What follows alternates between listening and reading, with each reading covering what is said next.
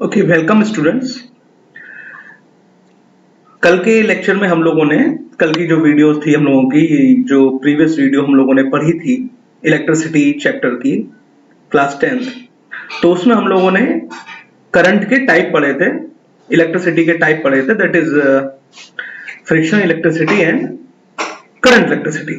और उसमें हमने ये भी पढ़ा था कि फ्रिक्शन इलेक्ट्रिसिटी किसी भी दो बॉडीज के आपस में रब होने से क्रिएट होती है और इसीलिए उसे फ्रिक्शनल इलेक्ट्रिसिटी या स्टैटिक इलेक्ट्रिसिटी भी कहते हैं। और हमने ये भी पढ़ा कि जो बॉडीज के रगड़ने से एक बॉडी के इलेक्ट्रॉन दूसरी बॉडी में ट्रांसफर होते हैं और इस तरह कोई एक बॉडी पॉजिटिवली चार्ज हो जाती है और दूसरी बॉडी नेगेटिवली चार्ज हो जाती है। ये भी हमने पढ़ा था कि चार्ज क्वांटाइज्ड होता है, यानी जो भी इलेक्ट्रॉन ट्रांसफर होगा वो कंप्लीट होगा। चार्ज का ट्रांसफर इलेक्ट्रॉन के पैकेट्स के फॉर्म में होता है, डिस्क्रीट फॉर्म में नहीं होता। ओके, ये सब हमने पढ़ा था और चार्ज की क्वांटिटीज पढ़ी थी, क्वालिटी वगैरह पढ़ी थी। ये सब हमने कल के प्रीवियस वीडियो में हमने ये सब चीजें पढ़ी। अब बात करते हैं करंट इलेक्ट्रिसिटी की। तो करंट इलेक्ट्रिसिटी, जैसा कि आपने नाम कई बार सुना होगा कि फ्लो ऑफ चार्ज की वजह से क्रिएट होता है।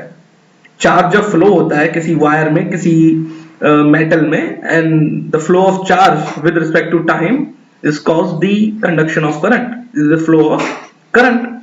लेकिन इसको समझा कैसे जाए सरल तरीके से? So let's discuss by taking the example of this। Okay, here as you see, there is a diagram over here। अब आप assume कर लीजिए कि ये जो हमारे पास दो बीकर हैं या दो कंटेनर हैं, इन दोनों कंटेनर में जो पानी भरा हुआ है वो पानी है चार्ज। ठीक है, वो पानी है चार्ज। ये जो यू शेप की नली है ये है एक टाइप का वायर, और ये जो एक बीकर, जो हमारा एक बीकर ए है, वो किसी हाइट पे रखा हुआ है और बी जो है वो ग्राउंड पे रखा हुआ है। ठीक है, ये मान लिया हमारा ग्राउंड लेवल है, this is the ground level. Okay, तो जो वाटर हो गया वो हो गया चार्ज, यू शेप की ट्यूब हो गई wire.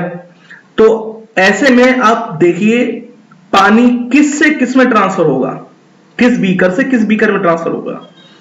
As you can see in the diagram, of course A container से बी कंटेनर में वाटर ट्रांसफर होना शुरू हो जाएगा, because A container is at higher potential.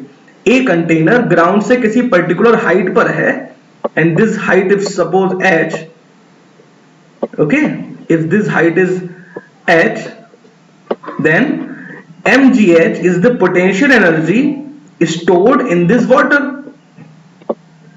तो यहां पर mg पोटेंशियल एनर्जी है और ये ग्राउंड पे है, यहां पर पोटेंशियल एनर्जी जीरो है, इसीलिए वाटर हायर एनर्जी से लोअर एनर्जी की तरफ ट्रांसफर होना शुरू हो जाएगा। एंड दैट्स व्हाई एक वाटर करंट हमें मिलेगी, एक वाटर करंट तैयार हो जाएगी पाइप के अंदर। कुछ ऐसा ही चार्ज का फ्लो भी होता है। चार्ज हमेशा हायर पोटेंशियल बॉडी से लोअर पोटेंशियल बॉडी की तरफ ट्रांसफर होता है। Okay, and this transfer of charge, this flow of charge is caused electric current.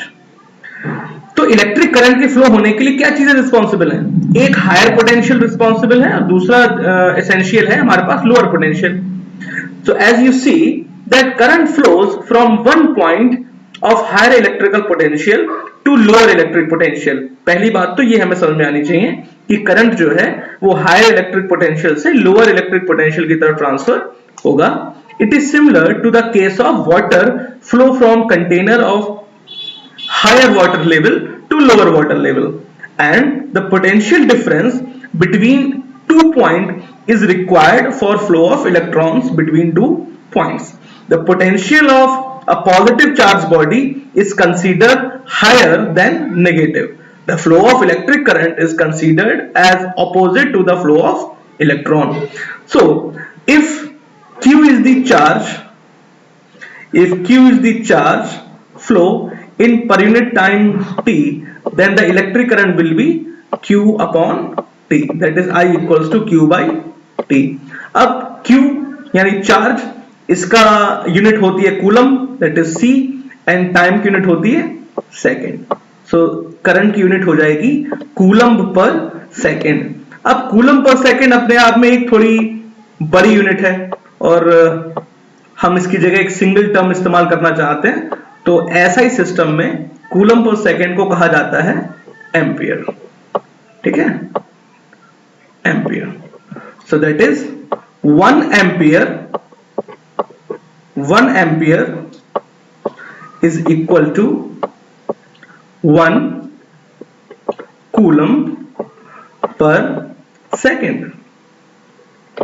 This is the formula for ampere. यहां से आप एम्पियर की डेफिनेशन भी लिख सकते हो। क्या कि if there is 1 coulomb charge flow in 1 second then the flowing current in the wire will be 1 ampere.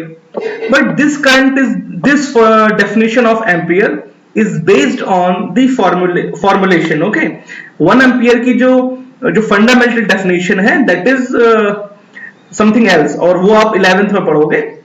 But आपके इस स्तर पर 10th के स्तर पर इतना सफिशियंट है कि अगर किसी वायर में 1 कूलम चार्ज 1 सेकेंड में फ्लो हो रहा है तो उस वायर में फ्लो होने वाली करंट की वैल्यू 1 एम्पियर होगी। ठीक है, ओके। अब बात करते हैं हम पोटेंशियल की, क्योंकि कई बार अभी इसमें वर्ड आया ना बार बार, potential, higher potential, lower potential. So let's discuss on the term potential. Okay, first I should erase all this thing so that we can discuss here. Okay, now potential। तो आप लोगों ने 9th में एक टर्म पढ़ा होगा that is work. आप लोगों ने वर्क डन पढ़ा होगा 9th में। What is the formula of work done? That is force times displacement. Okay, now suppose there is a charge Q और ये पॉजिटिव चार्ज है मान लिया। ठीक है, अब हमें अच्छे से पता है कि इस पॉजिटिव चार्ज के चारों ओर एक ऐसा एरिया होगा जिस एरिया में अगर कोई दूसरा चार्ज आ जाएगा तो वो चार्ज इस चार्ज पर इफेक्ट डालेगा या ये उस पर इफेक्ट डालेगा, है ना। तो यही जो फील्ड है ये इस चार्ज के चारों ओर की इलेक्ट्रिक फील्ड कहलाएगी। अब अगर कोई पॉइंट इस इलेक्ट्रिक फील्ड से बाहर है, मान लीजिए यहां पर है, यहां पर कोई पॉइंट है, तो देखने में तो हो सकता है ये डिस्टेंस 5 मीटर हो, 5 सेंटीमीटर हो या 5 इंच हो, पर चूंकि ये इलेक्ट्रिक फील्ड से बाहर है इसलिए ये पॉइंट इनफाइनाइटली डिस्टेंट पॉइंट कहलाता है। तो जब हम किसी चार्ज पार्टिकल को, किसी भी टेस्ट चार्ज पार्टिकल को किसी भी इलेक्ट्रिक फील्ड में लाते हैं, किसी भी इलेक्ट्रिक फील्ड में लाते हैं, तो हम कुछ ना कुछ डिस्प्लेसमेंट कवर करते हैं और कुछ ना कुछ फोर्स अप्लाई करते हैं। तो इस वर्क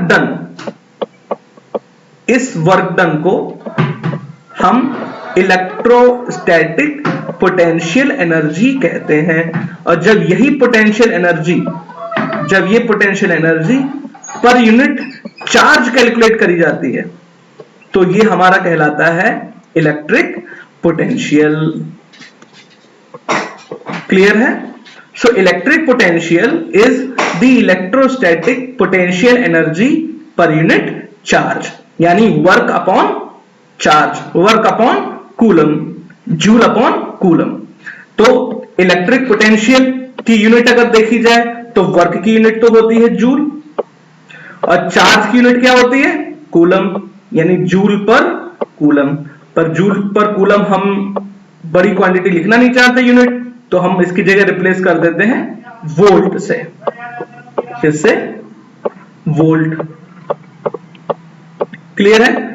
तो जिस तरह 1 एम्पियर की डेफिनेशन लिखी, ऐसे ही हम 1 वोल्ट की भी लिख सकते हैं। That is 1 volt equals to 1 joule upon 1 coulomb. It means if on any point, if 1 joule work is done to bring the charge of 1 coulomb, then the potential at that point will be 1 volt. कि अगर किसी point पर किसी 1 coulomb charge को लाने में हमें 1 joule work करना पड़ा तो उस पॉइंट पर इलेक्ट्रिक पोटेंशियल की वैल्यू 1 वोल्ट होगी। ठीक है, इतना समझ में आ गया ना।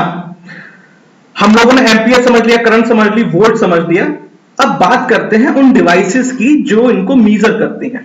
ठीक है, सो करंट को मीजर करने के लिए जो डिवाइस यूज होती है वो कहलाती है एमीटर। ओके, और वोल्टेज यानी पोटेंशियल डिफरेंस को मीजर करने के लिए जो डिवाइस यूज होती है उसे कहते हैं वोल्ट मीटर। और दोनों ही डिवाइसेस के अपने अपने सर्किट सिंबल भी होते हैं। This is the circuit symbol for ammeter, that is A. One side is positive terminal, other side is negative terminal. Similarly, this symbol is for voltmeter. One side is positive terminal, other side is negative terminal. Okay.